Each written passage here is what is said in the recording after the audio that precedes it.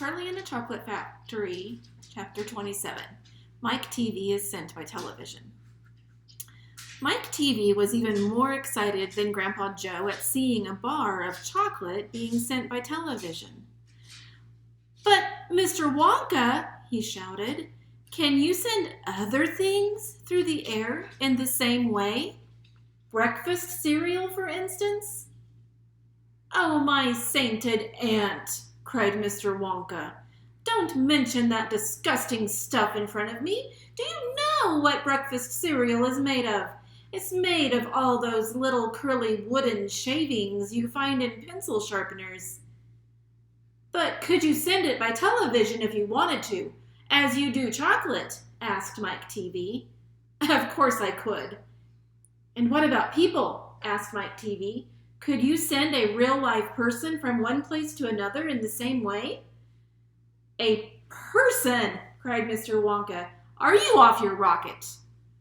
"But could it be done?" "Good heavens, child, I really don't know. I suppose it could. I'm pretty sure it could. Of course it could. I wouldn't like to risk it, though. It might have some very nasty results." But Mike TV was already off and running. The moment he heard Mr. Wonka saying, "I'm pretty sure it could, of course it could," he turned away and started running as fast as he could towards the other end of the room where the great camera was standing. "Look at me," he shouted as he ran. "I'm going to be the first person in the world to be sent by television." "No, no, no, no," cried Mr. Wonka. "Mike," screamed Mrs. TV, "stop! Come back! You'll be turned into a million tiny pieces." But there was no stopping Mike TV now. The crazy boy rushed on. And when he reached the enormous camera, he jumped straight for the switch, scattering Oompa Loompas right and left as he went. "See you later, alligator," he shouted, and he pulled down the switch, and as he did so, he leaped out into the full glare of the mighty lens. There was a blinding flash. Then there was silence. Then Mrs. TV ran forward, but she stopped dead in the middle of the room, and she stood there. She stood staring at the place where her son had been. And her great red mouth opened wide, and she screamed, "He's gone! He's gone!" "Great heavens, he has gone!" shouted Mr. TV. Mr. Wonka hurried forward and placed a hand gently on Mrs. TV's shoulder. "We shall have to hope for the best," he said. "We must pray that your little boy will come out unharmed at the other end." "Mike!" screamed Mrs. TV, clasping her head in her hands. "Where are you?" "I'll tell you where he is," said Mr. TV. "He's whizzing around above our heads in a million tiny pieces." "Don't talk about it," wailed Mrs. TV. "We must watch the television set," said Mr. Wonka. "He may come through at any moment." Mr. and Mrs. TV and Grandpa Joe and little Charlie and Mr. Wonka all gathered round the television and stared tensely at the screen. The screen was quite blank. "He's taking a heck of a long time to come across," said Mr. TV, wiping his brow. Oh dear, said Mr. Wonka. "I do hope that no part of him gets left behind." "What on earth do you mean?" asked Mr. TV sharply. "I don't wish to alarm you," said Mr. Wonka, "but it does sometimes happen that only about half of the little pieces find their way into the television set. It happened last week. I don't know why, but the result was that only half a bar of chocolate came through." Mrs. TV let out a scream of horror. "You mean only a half of Mike is going to come back to us?" she cried.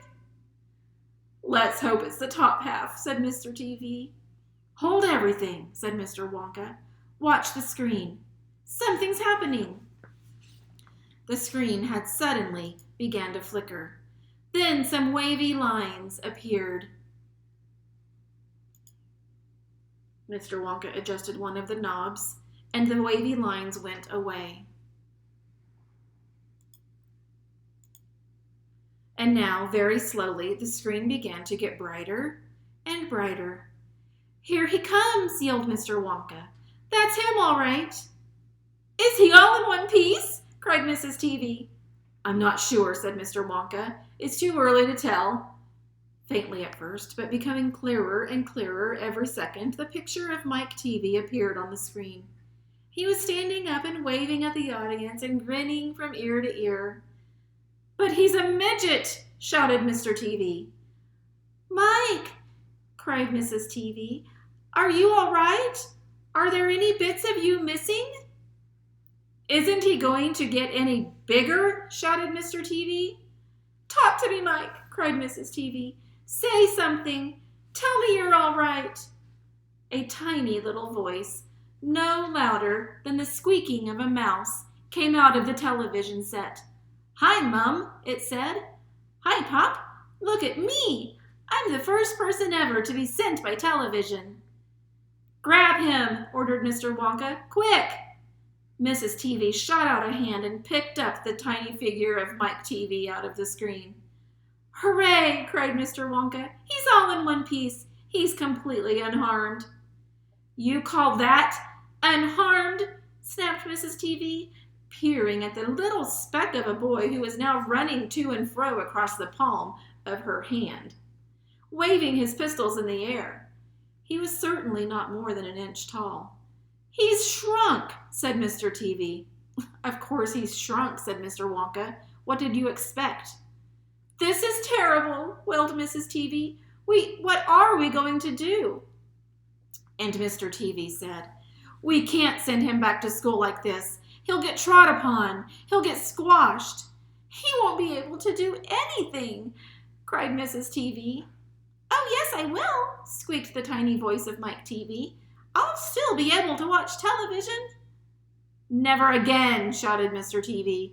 I'm throwing the television set right out the window the moment we get home. I've had enough of television. When he heard this, Mike TV flew into a terrible tantrum. He started jumping up and down on the palm of his mother's hand, screaming and yelling and trying to bite her fingers. I want to watch television, he squeaked. I want to watch television. I want to watch television. I want to watch television.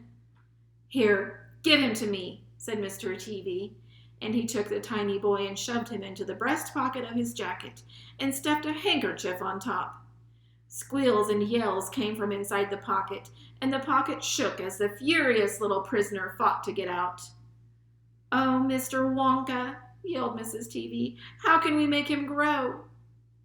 Well, said Mr. Wonka, stroking his beard and gazing thoughtfully at the ceiling, I must say that's a wee bit tricky, but small boys are extremely springy and elastic.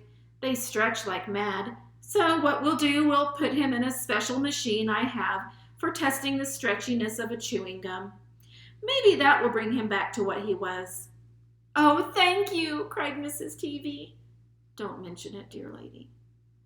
How far do you think he'll stretch? Asked Mr. TV. Maybe miles, said Mr. Wonka. Who knows? But he's going to be awfully thin. Everything gets thinner when you stretch it.